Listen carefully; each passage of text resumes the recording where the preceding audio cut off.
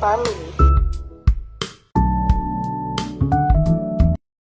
My family is my anchor, my safe shelter, and my biggest cheerleader.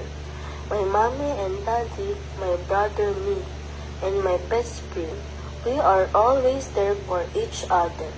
Our family is built on a strong foundation of love, trust, and support.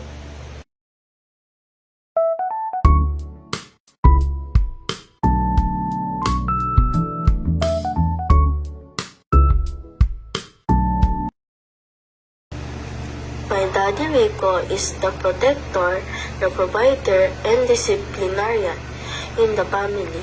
We play twins sightseeing and always treat us in our favorite fast food chain. My mommy Edith is my number one fan. She always influenced me to live a happy life and contribute my best to society. She nurtured me to make our world a better place. She helped me and my brother mold our personality by teaching about wisdom, truth, peace, joy, and enrich our spiritual life. Mommy helped us in doing our module project and encouraged me to join all the activities in school.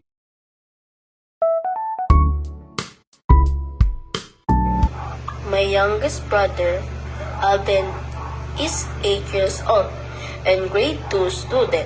He is playful and bubbly. My daddy and mommy always treat him the baby in the family.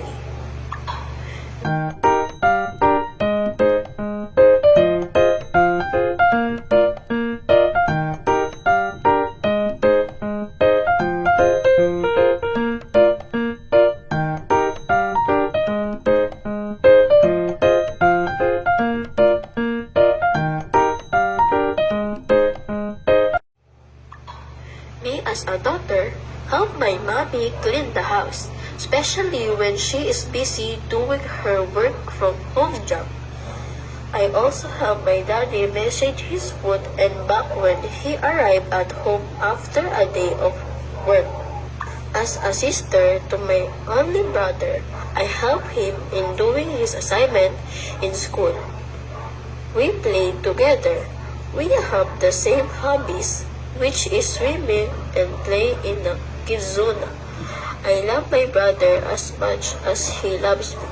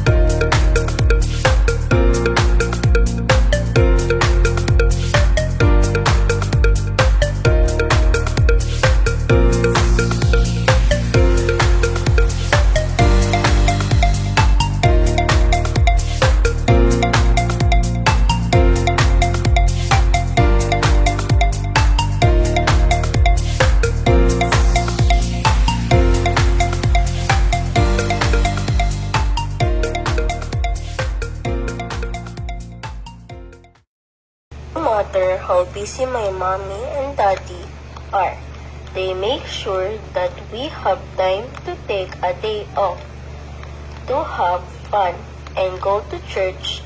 They always reminding us to pray, to be thankful and contented for all the blessings we have right now. My family is the best gift of God to me. I love my family.